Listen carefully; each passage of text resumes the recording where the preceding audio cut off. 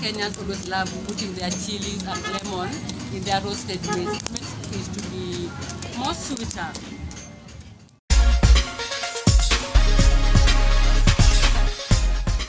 Hello guys, welcome back to my channel. So it's a very beautiful morning and it's so cold. I think it's a few minutes to 7 a.m. Though I was supposed to start shooting this video 6:30 in the morning, but my beautiful assistant set the alarm to ring in the middle of the night instead of during the morning, and I was so confused. Trust me guys, I was so confused because when the alarm was ringing, I was wondering why the morning was so quiet, because the alarm was supposed to ring in the morning, not in the middle of the night. But that's aside, just forgive our illiteracy because of this AM and PM things. So in today's video, I'm starting a new series where I showcase typical days in the lives of different Kenyans, in the way of their lifestyle, our foods. So, like the last video I did, where I did a video of a day in the life of a hawker, or I sold groundnuts for a day. Video got so much love, many feedbacks, many positive feedbacks, and I really appreciate it. And those who contributed, thank you so much. And I thought, why not continue with this trend, where I showcase you like the lifestyles of different Kenyans, their way of living, the way like they survive on a daily life basis, so that it can give you a glimpse of our ways of life, our cultures, you know, because me as a Kenyan, I love our cultures, I love our assaults, I love our everything, because that's us Kenyan. And this inspiration, I got it from some different YouTubers, mostly Ghanaians YouTubers. That is LOWELAH, that is Miss Drew, and Jasmine Ama. And I think they're also doing this type of videos.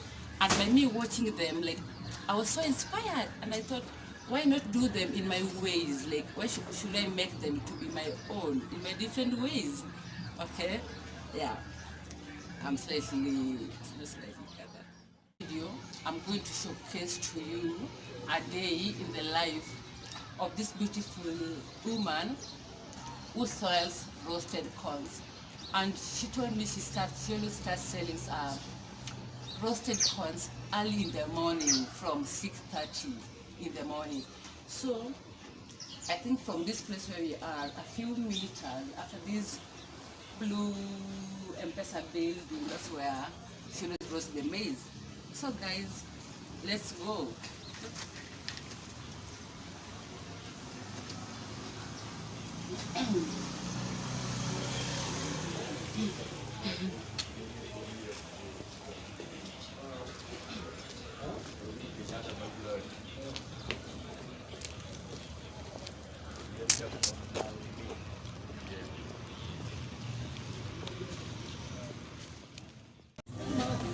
Guys, the lady I was supposed to make a video with earlier apparently did not show up, and we waited for her for around approximately 2 hours, because right now it's a quarter to 9. So we had to think of plan B's very quickly. And luckily I found another woman who also does the same job. She also roasts maize, and she was willing, she was generous enough to allow me to make a video with her. So follow me and let's go and shop to her and see what she does.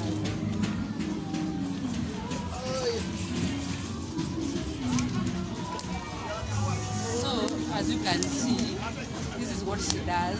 She has already made the fire and she's roasting the maize.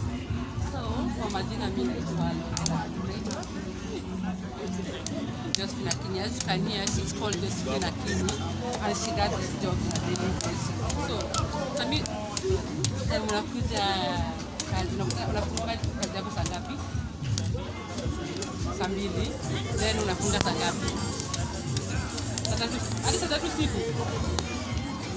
So, like, as you can hear from her, she always opens her job early in the morning from 8 a.m. until late in the night at 9 p.m. so that she can manage to sell roasted maize on a daily basis.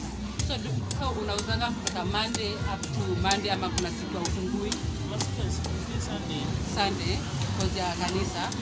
Yeah, so she always goes to church on Sundays. So on that day she does not open her work. And na hizi mahindi unazitoa kwa shamba ama unazinunua kwa mtu? Kwa mtu. So ukinunua unanunua kwa gunia. Unakauntiwa. Oh, as you can see, this is another customer. I think she wants to promote her.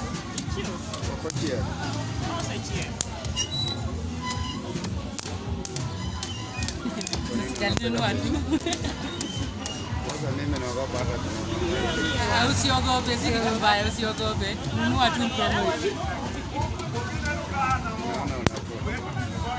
Nunua tu, yeye anafanya tu kazi yake tu. Hata mimi namuongelesha tu bado tunakanunua, ni kitu rahisi.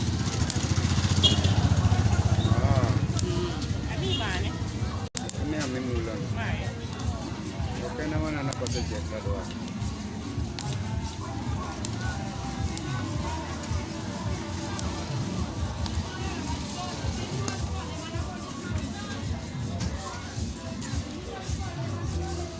Brare. Tonge chini. Tengo ko bede kata sina ngade. Ora eda. Kenya to eno mane neno kibaki gine wewe. Mana ena kimsani koro medore. Mane neno jara mugo benga gine wewe. Sani koro medore.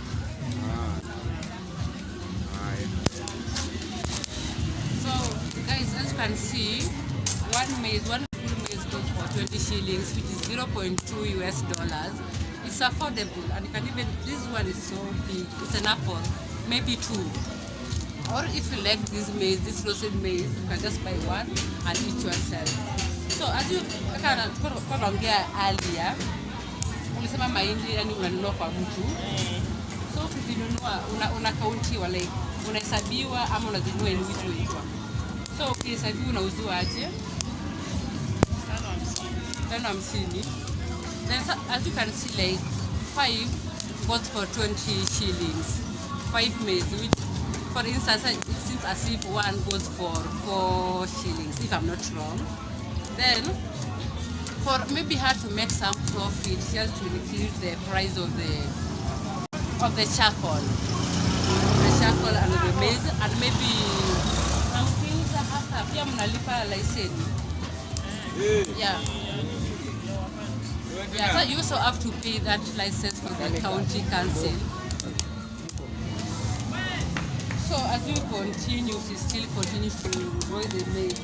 Now we hauna hii pilipili inakuanga na ndimu. Apparently she does not have that lemon or lime, I'm not sure, with that chili. But most Kenyans always love putting their chilies and lemon in their roasted maize. It makes it to be more sweeter. And sasa ukifanya hivi biashara venye corona ilikuja, ilikuwa affect aje? Kama corona sasa mko mnafanya kabisa. Mbona sasa ndio msifanye ama ni mahindi ilikuwa? So hiyo wakati ulikuwa na survive aje kama ukizoea hiyo kazi ndio yako kila wakati?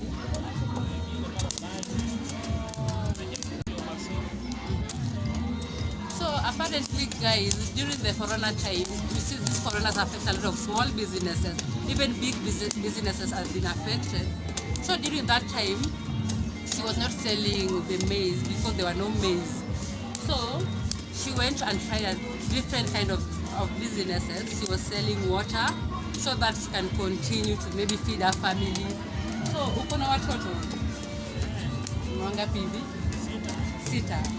As you can hear from her, she has 6 kids, and she has to feed her with this profit she's making from this maize on a daily basis. As you can see, women in the society, even youth, are really trying so hard to make a living, to make everything, to make ends up meet. And so kwa hii venye unauza mahindi, ingekuwa kuna mtu anatazama hapa, akona maybe uweze kukusaidia, ungetaka usaidizi gani?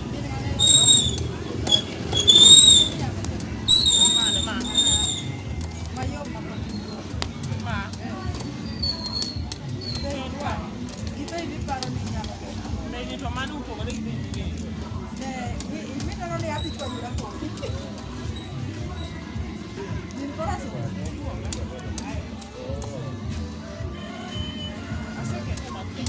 So as you can hear, the other customer, she has seen a very soft maize, and that the maize she's waiting to buy, and the maize is not still ready. So she has to wait for some few minutes for the maize to be roasted very well, so that she can take a maize. And she also tried to talk to the seller so that the seller can sell the maize at a cheaper price, not that 20 shillings, but as you can hear from, they were talking in Luo, by the way, and Luo is my native language. So she was trying to explain to her that the maize can't go beyond that 20 shillings. Because normally this full maize goes for 20 shillings. You can't sell it for 15 shillings. If you sell it for 15 shillings or 20, if you sell it for less than 20 shillings, you may end up making some losses, which is not good at the end of the day. Because she has a family to feed on a daily basis. So na hizi makaa, do you also unazinunua kwa bei gani sasa? 50. Hii yote ni 50 ama sasa hii makaa inakuja kuchoma until jioni ama utaongezea? Utaongezea kama saa 8 hivi. Okay. As you can hear from her, this charcoal is not enough until in the evening. So if this ends, it will force her to go into her pocket and buy extra charcoal. And before hapo nilikuwa nimekuuliza kama kuna mtu anatazama maybe ako na hiyo uwezo wa kusaidia watu kama nyinyi. Ungechukua usaidizi gani kutoka kwao? Yes, ungetaka kama hata kama support, kama hii biashara yako angekuongezea istahili kuwe kubwa. Ungependa kama hiyo. Yeah. So she has said that if any case you are watching and you have the capability or the finances so that you can support her, let's support these women in the society. Let's support the youth in the society. You can send your contribution. I'll leave my number in the description down below so that if you have any amount,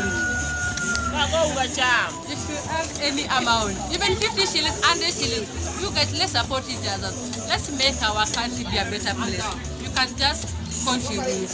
And there are some kids over here, they have been wamevurutwa na hii mtazamo. They're trying to see what's happening, but it's okay. I have no problem with that. So as you can see the maize zinazidi kuchomwa. Like she's really doing them very well. And I think me, I can't do stuff like this. Like I can do, but I don't think whether mine will be as good as us because as she has done this job for a very long time. Nakuja kwa hiyo swali. Sasa mahindi umeiuza kwa muda ngapi hivi? Miaka 2. So from around 2018. Yeah. So amesema this maize has been selling it for 2 good years. Apart from the time when there was corona, where she stopped to sell other stuff like water, but maize has been a main source of income for the last few years. And I think that's a good thing. So ukiona hii mahindi vile unaifanya inakuleta faida yenye inatosha. Hiyo sana ya. So anasema she's saying that she always sells this maize. Okay. There's some profit she's making, but the profit is not that big for her to live that luxurious life. Okay, the amount she's getting on a daily basis, she's just able to avoid those basic needs like paying the rent and maybe providing food for her kids because she has 6 kids. And for you to manage to feed 6 kids, it's so hard, guys. So let's support each other. Na penye unauza mahindi hivi, utakaikata katikati ama lazima mtu ainunue hivyo mzima? Unakatiwa. Na ya 5 kunayo kweli. 5 ya 5 ama hivi. Oh. So apparently you can just you can either buy the full maize which goes for 20 shillings or she can cut it into half for you to buy it at 10 shillings. And 10 shillings is equal to $0.1 US. That's so affordable and cheap. Karibu customer.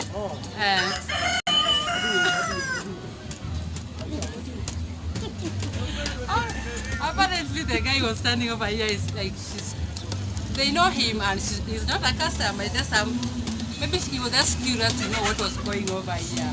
So for her, I think she knows those who are serious customers and the jokers. You can tell if you have sold over here for 2 good years, you can tell serious customers and jokers. So na hapa uko na wenye unajua tu ni customers wako ama mtu yote akikuja tu ananunua. But kuna wale customers ambao wanunuangi on a daily basis. So I think there are other customers who maybe they pass and buy, and there are those customers who come on a daily basis to promote her, because that after you selling for a very long time, you always make those specific, wale customers wako wa kabisa wenye every day they have to promote your job. They have to promote you for you to also manage to survive. Yeah. So let's just continue seeing what she's doing. As you can see, she just has to tell them for them not to burn. Na ukifuga, so like unaishi hapa around ama unaishi mbali? Around. Sasa hakuna story na transport.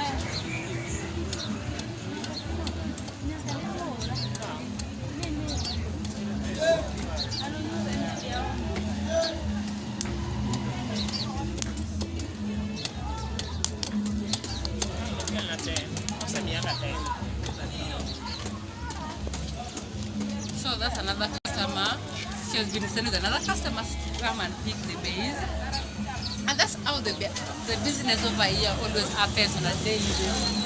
And in this area, I can see, along with this area, she's the only person who I see who is roasting maize. Ama kuna wengine hapa karibu wanauza mahindi pia. So in this area, she's the only lady who's selling roasted maize. If you want to meet other guys, other ladies or other men who are selling maize, you can go along that road leading to the stage or Chibi supermarket. And I'm in Awendo. Awendo is in Migori County, where you know our governor is Obado, yeah. So I'm in Awendo, in Nyanza, if you don't know, in Kenya. And there's a guy who's looking at me, but it's okay. Yeah. And you can see over here also people are also trying to do different businesses, and most you can also see the motorbikes guys. They're also doing their job. And in Nyanza, not in Nyanza, especially in Awendo or Migori County, the main source of transportation is always motorbikes, because most people come from the villages. So from you to move from the town center to your village home, you can't go using a matatu or a taxi because those are so expensive. So most of them prefer motorbike, because also motorbike can go through smaller pathways. It's so easy for them to move. And even in my next video, I'll try to talk to the motorbike guys so that they can see their way of living. Yeah. And then and also along here, you can see other guys. They're trying to make this stone. In our native language, it's called Odoa. I'm not sure how it is called in English or in Swahili, but it's Odoa. Most of these pregnant ladies always crave for it. I don't know why. I think that's a mineral. I don't know. I'm not sure. But after this video, I'm also going to try and talk to them so that you can learn more about their businesses. Yeah. So I think with the interview we are done with her, we have known. So you can just see how people come and buy and go, stuff like that. And nimeshukuru sana kwa wewe kunipatia muda wa kuongelesha. Si kila mtu anaona kama anaweza. Na wengine pia wanaogopa kuongea mbele ya kamera, but nime-appreciate sana. And before nitoke nita make sure ni promote bado nikalao. Bado tutachukua video tuende mjadala na nunua. Mama yangu nitajichomea mwenyewe. Karibu kasama. Asante kasama. Yani min kura ota mora chia. Ko su chungo kani mata me chia. Na de yawa. Dawa onge do se chia ma do use. Mimi nichome gani? Hii ama hii ni ya huyu. Sina haraka, bado niko area. Tunataka muuzia tu kwanza bado. Sawa.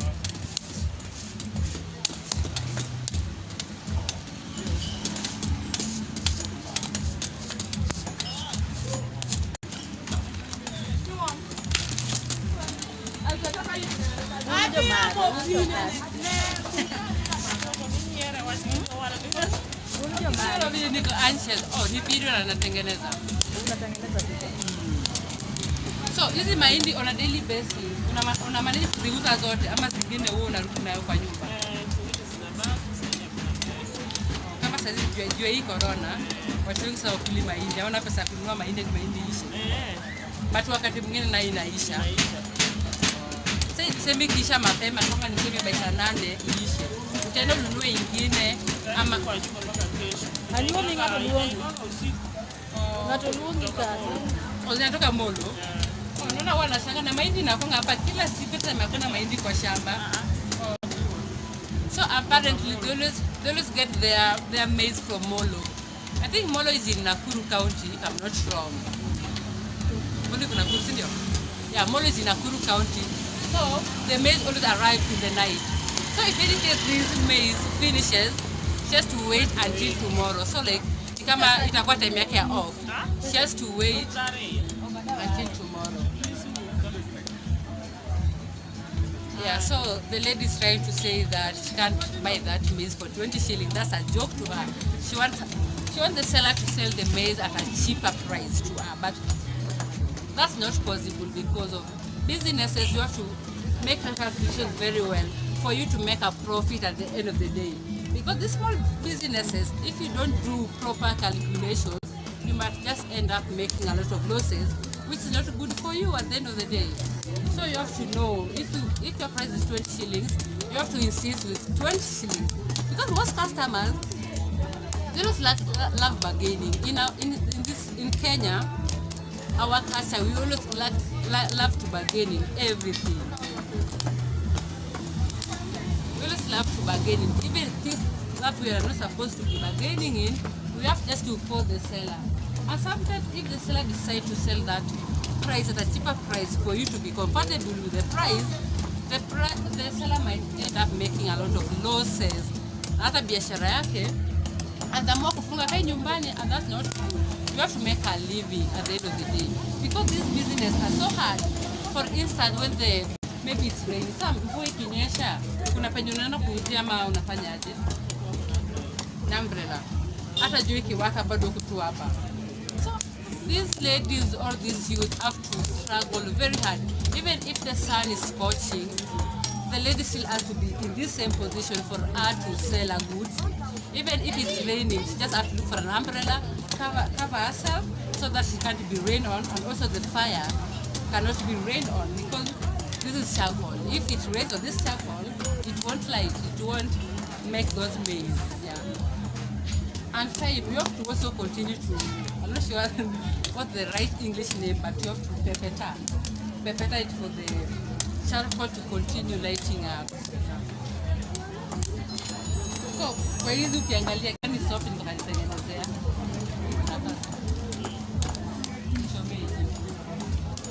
So apparently that I've chosen this up to taste good.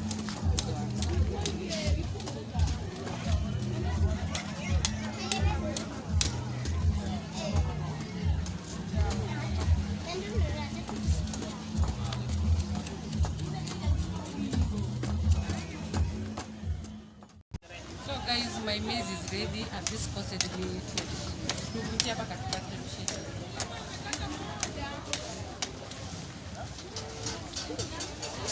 Thanks.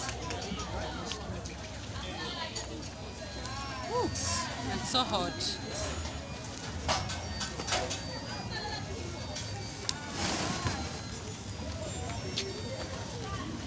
It's so nice.